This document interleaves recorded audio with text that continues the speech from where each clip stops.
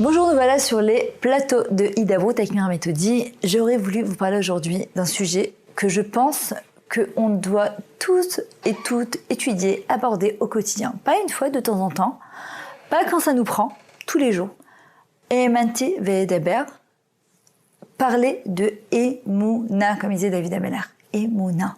Quelle est la différence entre la Emouna et le Bitachon? On parle de Emouna, Anachno Ma'aminim, Ubnei Ma'aminim, on la connaît la chanson Anachno Ma'aminim, Ubnei Ma'aminim. C'est quoi ça? C'est quoi? On est croyants, fils de croyants, qu'on le veuille ou pas. Nous sommes nés avec dans nos veines, dans l'ADN, avec le fait qu'on est des croyants. Après, prenez des gens qui font rien, ils vont vous faire kippour et Pessa. Pourquoi? Parce que quand ils mangent la matzah, en vrai, ils se remplissent de Emouna, ils ne le savent pas, ça s'appelle le pain de Emouna, le pain de foi. C'est quoi la Emouna? C'est que intellectuellement, ce qu'on appelle stichit, dans la tête, on sait très bien que Akadosh Baruch Hu, c'est lui qui gère ce monde. On le sait. On sait que tout ce qu'il fait, c'est pour le bien. Mais la question, c'est ce qu'on le vit. C'est très beau à dire « Hakol etova, min hashamaim, baruch Hashem ». Ça, je le dis avec ma tête, avec ma bouche. Est-ce que je le vis avec mon cœur? Parce que si je le vis avec mon cœur, ça s'appelle du bitachon. Le bitachon, c'est quelque chose qui se travaille tous les jours au quotidien. C'est quoi le bitachon? C'est émotionnellement parlant, je m'inquiète plus, je stresse plus, je comprends que tout ce qu'Hachem me fait, c'est toi. Maintenant, tu vas me dire, oui, mais Hachem, quand il arrive des épreuves tellement difficiles, tu te dis, alors on parle avec Hachem. Hachem, je sais que ce que tu m'envoies, ou ce que tu as envoyé, c'est les tovas, c'est pour le bien, mais j'ai du mal à le vivre. Je voudrais le vivre. Je veux pas que ça me gâche ma proximité avec toi, mon lien avec toi. J'ai besoin de toi, j'ai besoin que tu m'aides, j'ai besoin que tu me portes, j'ai besoin que tu me soulages. Je peux pas sans toi, je ne peux pas. Ça, c'est le bitachon à Hachem. Maintenant, une personne, Miché Boter, Bachem, Chesed Yisoveveo, celui qui place toute sa confiance en Hachem, pas 10%, 20%, toute sa confiance en Hachem, alors il est entouré de Chesed. Tzadik, Bemonato Yechi. À la fin des temps, le tzadik ne vivra que par sa émona. C'est-à-dire qu'une personne, en fait, elle qui est pleine d'émouna, elle vivra dans ce monde-là et dans le Olam Haba. Je vais vous dire, dans le Moustaph de Shabbat, à un moment, il y a marqué « Aye Makom Kevodo ». Il est où? Makom Kevodo, c'est-à-dire le Akadosh Baruch Hu, sa présence, il est où? Pourquoi les anges ne savent pas? Alors on dit, en fait, quand on va arriver à 120 ans, une personne qui a eu cette proximité avec Hachem d'en bas, pas en haut, en bas, d'accord, qui a cherché Hachem dans son quotidien, ben, quand elle arrive à la Neshama, directement, elle perçoit cette proximité, la Shrina. Elle perçoit Hachem, Makom Kevodo. Mais une personne peut faire toute sa Torah et ses mitzvot, mais n'avoir aucun lien avec Hachem. Comme de la philosophie, comme une matière, comme, bon, ben, je suis juge, je le fais. Non. La Torah et les mitzvot est un moyen énorme de connaître Hachem. Apprendre à se connaître, apprendre à connaître Akadosh Baruch Hu. Évidemment que c'est une fin en soi, c'est pas une fin en soi. On doit accomplir la Torah et les mitzvot, mais le but c'est pas de les accomplir pour les accomplir.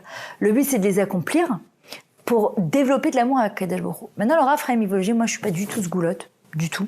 Je pense qu'il n'y a pas de kit sourd d'erreur, il n'y a pas de raccourci dans la vie. Ce qu'on doit travailler, on doit le travailler. Ce qu'on doit faire, on doit le faire. En vrai, on doit arriver à comprendre. Le Rav Chaim Ivolgé, il dit, d'ailleurs d'autres aussi, En on milvado vefezoato. C'est-à-dire qu'il n'y a rien à part Akadosh Baruch Hu. Rien, et tout le reste, c'est zéro. Vous le verrez souvent en Israël, collé surtout à Yerushalayim, dans les Yeshuvim, dans le dos des voitures, En on milvado vefezoato. Un jour, je me souviens, j'étais à Yerushalayim, à un moment, je me suis trompée et j'ai pris un tunnel où j'étais entourée de nos cousins. Et là, embouteillage, mais comme pas possible. Et je tourne ma tête à droite, à gauche, je suis entourée de nos voisins. Et là, je vous cache pas que j'ai quand même mon cœur qui bat, malgré que je sois à Yerushalayim. Et je commence à dire à Hachem, écoute, je ne veux pas m'inquiéter, je ne veux pas m'angoisser, je sais que tu es avec moi, mais malgré tout, je stresse quand même. Et c'est quoi le stress? Ça se dit le lachatz. C'est quoi le lachatz? Quand tu rentres Hachem avant et Hachem après, ça fait he, ça fait hatzlacha, la réussite. Pourquoi on stresse? En général, parce qu'on a l'impression qu'on doit tout gérer toute seule, qu'on est seul au monde, qu'on doit tout régler, évidemment, on rentre en grand stress. À ce moment-là, je suis dans la voiture, je regarde à droite et à gauche, et là, je sens la panique qui me monte, et je dis, Hachem, je veux pas paniquer, je sais que tu es avec moi, tu vas pas me laisser tomber. Et à ce moment-là, il y a une voiture qui me double. Et qu'est-ce qui a marqué en gros derrière? En on milvado befezvato. Et là, ça me remet les choses en place. Je me dis, c'est quoi en on milvado? C'est quoi? Vous croyez que c'est quoi un groupe baguette magique et c'est tout? Non. Il n'y a rien à part Hachem. Hachem, il faut savoir, il n'aime pas les associés. Il nous veut comme associés dans le projet de la Géoula, qu'on fasse, qu'on agisse, que voilà, comme il fait Hidabrut, de diffuser la Torah partout, de faire bouger les choses, de rentrer dans les maisons, même les plus éloignées, dans les coins du globe de la Terre, de partout. Mais il n'aime pas les associés. Dans quel sens? Si par exemple maintenant, je dois faire entrer ma fille dans une école. C'est ce qui m'est arrivé d'ailleurs, ma fille, parce que normalement on doit déménager, à Natania. Maintenant, la conseillère donc, de l'école, c'est une fille qui m'organise mes cours avec une autre. Et moi, la première pensée que j'ai eue, en fait, c'est, bon, je pense qu'elle va me faire un peu de piston, puisque voilà quoi. Parce que je suis Myriam Etoudi, tu crois toi. Et en fait, elle m'appelle, elle me dit non, la directrice, elle veut rien savoir, elle prend pas en première. Je dis ouais, mon déménage, quel rapport? Il y a rien à faire. Hop, il y a rien à faire, d'accord, je comprends le message, je dis Hachem, ok. En fait, j'ai mis toute ma confiance en elle au lieu de mettre ma confiance en toi. Kever Rachel, Bisroud Rachel Imenu, Hachem, c'est ta fille, il faut que tu me trouves une solution. Et Enon Mivado, Hachem, il n'aime pas les associés. Ah, tu veux me mettre comme associé la conseillère, celle qui t'organise tes cours? Ah, parce que tu crois que tu t'appelles Myriam Etoudi, tu crois que tu auras le piston de toute la terre entière? Tu te trompes, ça marche pas comme ça. Et je dis à Kadel Pro, ok. Le lendemain, elle m'appelle, elle me dit, je sais pas ce qui s'est passé, la directrice est revenue, elle m'a dit, ok, c'est bon, fais-la venir. Et ben, au Hachem, elle a été acceptée. Enon Mivado, c'est-à-dire que, en vrai, personne, strictement personne, n'a de pouvoir. On croit qu'on a du pouvoir dans ce monde, mais c'est une erreur. On n'a aucun pouvoir sur rien. En vrai, c'est seul Akadosh Baruch Hu qui gère tout. Et en vrai, 1, ça te calme. 2, t'es plus tranquille. 3, tu t'énerves moins avec la personne. D'où elle m'insulte, d'où elle me parle pas. Mais attends. J'ai oublié que ce n'est qu'une shlicha, ce n'est qu'un envoyé, ce n'est qu'important, c'est quelqu'un qui tire les ficelles de là-haut. Et quand tu arrives à vivre, à le fait qu'on arrive à vivre comme ça s'appelle le bitachon, la confiance totale en Hachem, mais on est tellement heureux, on est serein, on est bien, on est waouh, Kilo Pachout, on est waouh, on comprend que tout ce qui se passe, c'est pour nous faire grandir, c'est pour nous faire avancer dans la vie.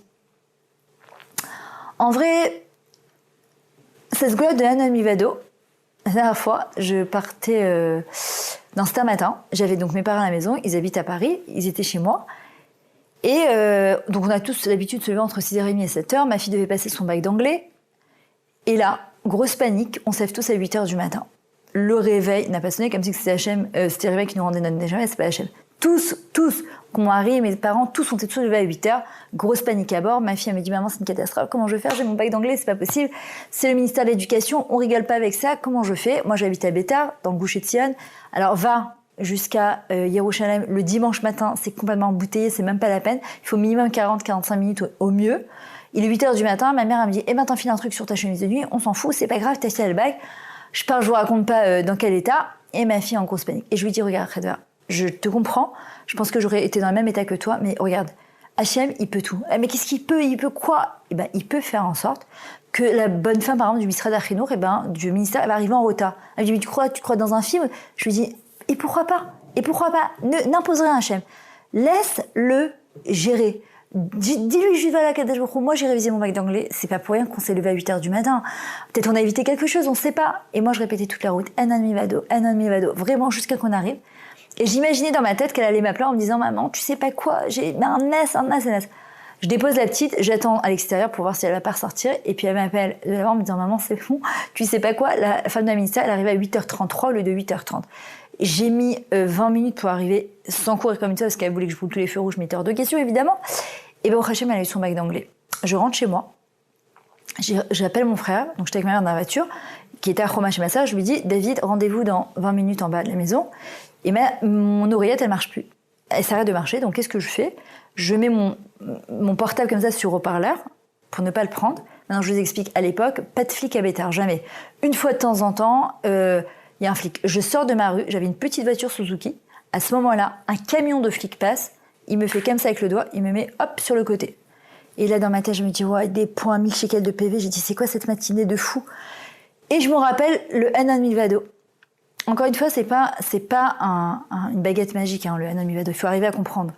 Il faut le vivre, il faut se répéter jusqu'à l'intégrer et se dire, ok, ce qu'il y aura, de toute façon, c'est Hachem qui décide. Et le flic qui me regarde, il me dit, tu sais que t'as pas le droit de parler au téléphone? Je lui dis oui.